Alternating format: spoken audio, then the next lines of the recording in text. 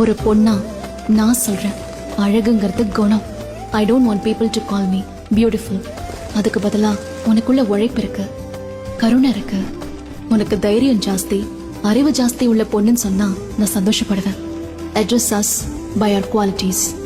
MS சுப்புலட்சுமினா பக்தி, அழகில்ல. மதர் தெரசானா கருணை, அழகில்ல. ஐன் ராண்டனா தத்துவம், அழகில்ல.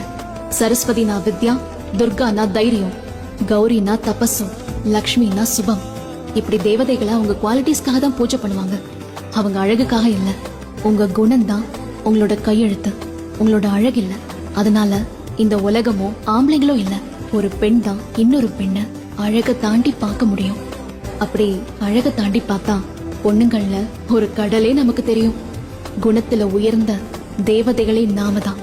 So seek for the goddess in you, goddess in you.